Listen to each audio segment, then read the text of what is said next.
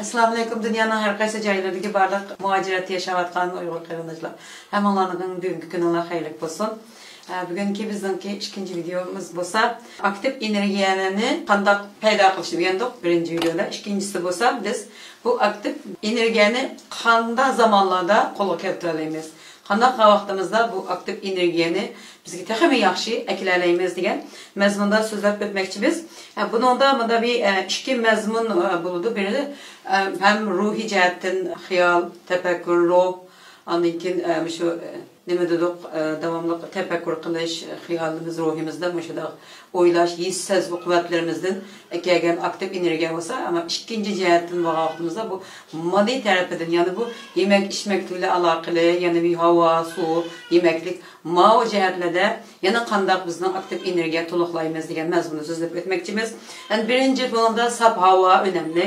Sap hava, sap su ve sap yemek içmek degan vaqtimizda birincisi sap hava. Sap hava degan vaqtimizda saherde saat 5'ten 7'gacha bo'lgan hava intayin sap, toza, yaxshi hava bo'lib, bu havada olimlarning tecrübesiga qaraganda shunda ozon tabakasından bir sürü tabiiy doğal ozon yeryüzündeki uçağdaki atmosferin içinde naydi zich halatda bo'lganligi ispatlangan bo'lib, bu ozonlar şu anda nurg'un kasalliklarni davolab kelmoqda. Ozon tedavisida ozon davolash Türkiye'de yaygın bo'layotdi, boshqa ülkelerde shundoq.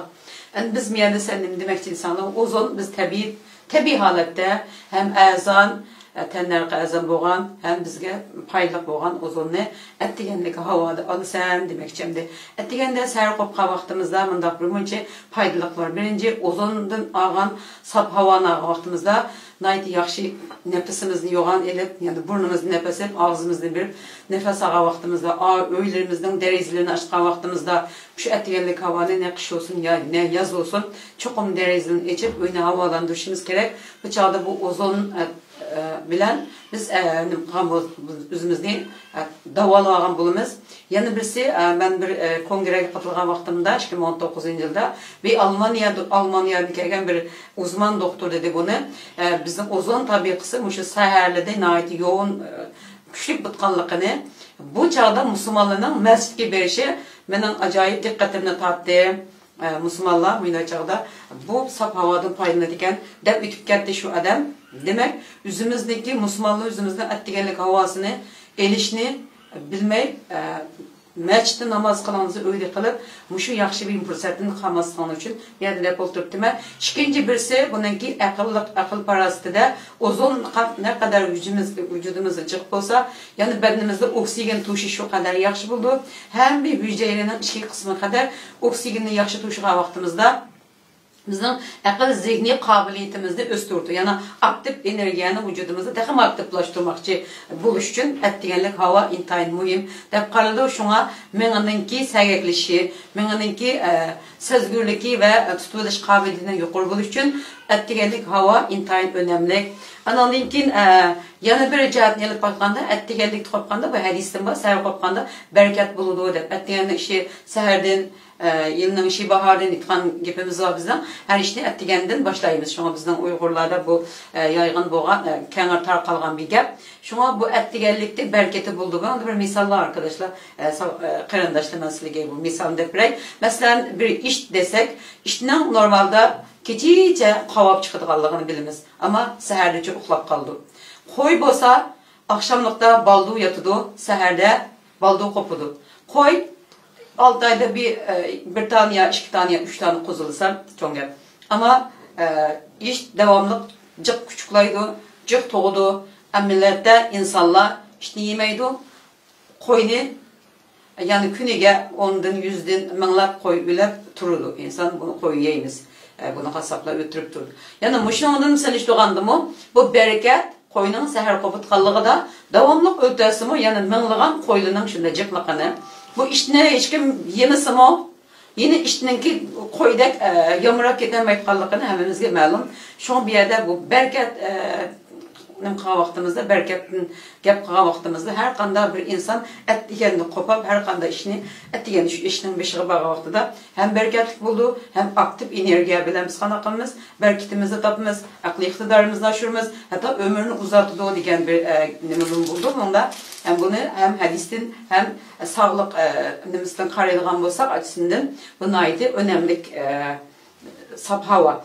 Aktif energiyanın ikinci bir nimesi bolsa, bir tarmaqı, yani aktif energiyanı nimin alımız degan vaqtimizda bedenimizning normalde 170% su bo'lganligi uchun normalde suni intayin yaxshi tanlashimiz, su yaxshi sularni içimiz lazım. Şu an normalde bir su, aktif su, pasif su, yoki bo'lmasa tirik su, ülek su deb asaq bo'ldi mesela. Bu tirik su degan nima degan vaqtlarda, yani bu tog' daryolardan kelgan, qarmuzlardan kelgan, erib kelgan. Mushta sularni ko'rsatdi hamdi bu. Dengiz daryolarning suvlari bu aktif sular bo'ldi. Yaqin sularni ko'rsatdi. Buni yana Uyg'urlar nima deydi, eski konu bizning cho'nglarimiz buni erkak suvi deb qo'ygan. O'sha erkak suvni davomli ichgan vaqtimizda bu energiyamizni to'liqlashda bedenimizdagi 70% suvni intayin yaxshi suv bilan to'liqlashimiz kerak. Sirtidan ag'an, shu plastik qachilarga qachilangan, suloq qutilarga qachilangan har qanday bir suvning hammasi bu o'lik suv bo'ldi qarindoshlar.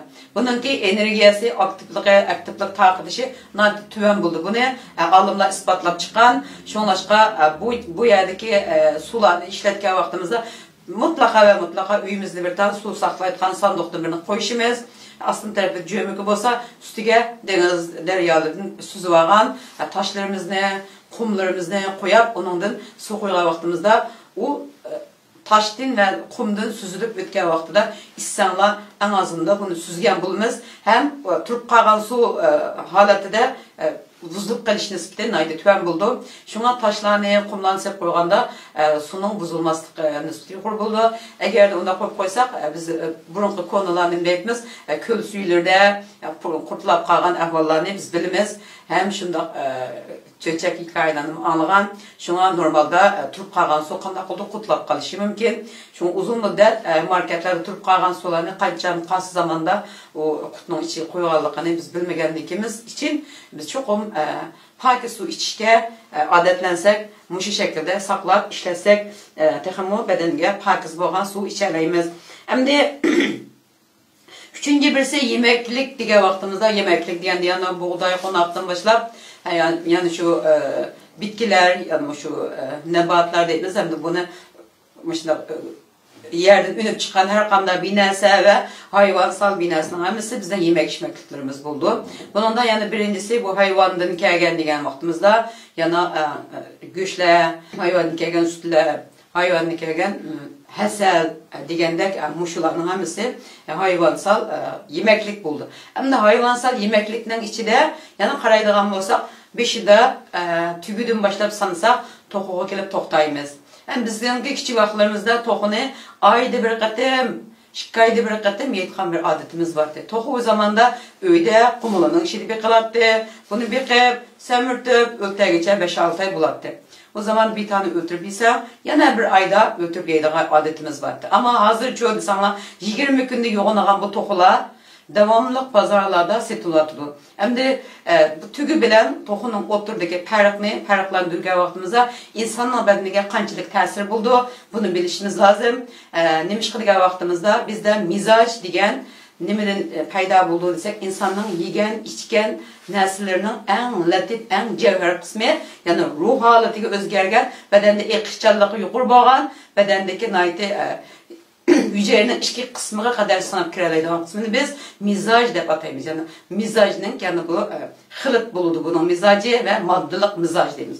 Bu mizaj degan narsa mesela yegen içken narsanın hasıl bo'lgan, şunun ruha kısmıdan bo'lgan kayfiyat mizaj bo'lgan ekan, bundan biz muşu yegen narsamızdan hammasınki karakteriga, xulqiga qarash kerak.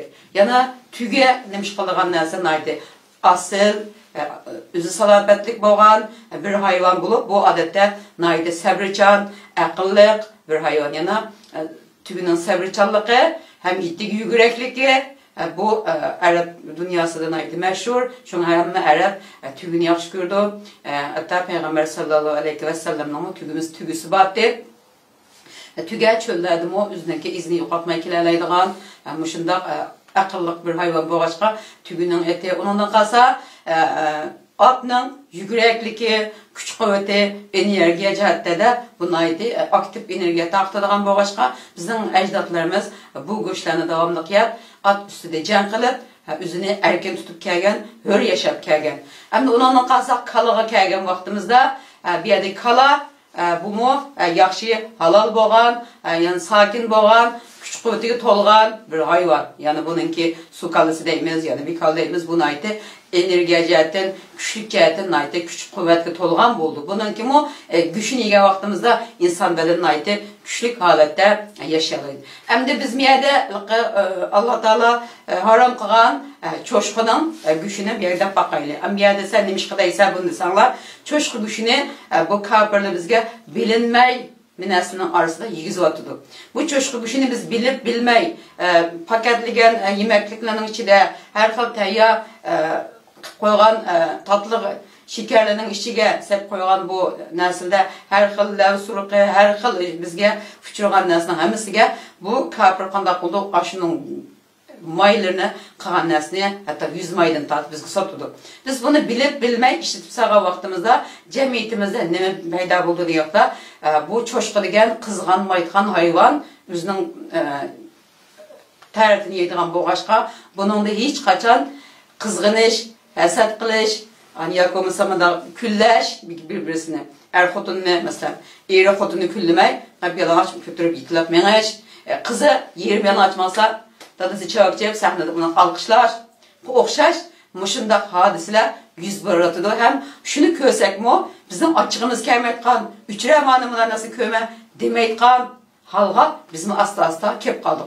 Yo'lda ketib qolgan xonimlarni "Men yog'liqingizni oting, yama uchingizni menda keyin" demayotgan halga keldik. Uning o'zining badani, ama tabii uning o'zining badani, lekin bir ayolning badaniga o'xshatgan bir badanni ichish o'zi boshqa ayolning badanini ochgan o'xshash. Şu an Müslüman ayol yana bir bedenini kögende onunla açılışımız lazım, yap dişiniz gerek. Bunu diyemedik, nemişka diyemedik, çoşku güçünü bilip bilmey, vasıtılık ya ki vasıtasız aldı, yap saldık. Şuna bizden bedenimizde bu nesi payda bulup kaldı mı bulap kaldı. Şuna bunundan kurtuluş için kesin ve kesin mutlak ve mutlak bunundan hali buluşumuz lazım. Bunda yemek içmekliklerini araştırıp yaxşı yeyish lazım. Tayyor yemekliklerini yegan vaqtimizda mizacımızı bunda buzib etib, axloqsizlikqa yuzlantirgan ishlarni sodir qilib qo'yib. Sadece axloqsizlik emas, ham narsa bundan boshlaydi yana. Bu yerda dekoltuma o'zingni tushunib qoldinglar. Anandan keyin keldik bu yerdan qo'y bo'lsa insonlarga naydi o'lsa tabiati bilan bu go'sht yumshoq, lazzatli bo'lganligi uchun her qanday bir insan qo'y go'shti yegan vaqtida Peygamber sallallohu alayhi vasallam qo'yni yaxshi ko'rgan, qo'y go'shti yegan, xulqi insonning fazilati yaxshi, yumshoq, oq ko'ngil bo'lishdan aytdi. Aktiv energiya tarqitishda insonning xulqiga naydi mos kelgan bir go'shtning turi. Endi to'qi desanglar, to'qi bo'lsa bir tal tuxumni qo'yib qo'yib, qo'ygan tuxumni biz bilmasakmi o'zi qanday qildi? Qaq men tuxum qo'ydim deb bizga shuni xabar qildi. Bu xabar qilish nima?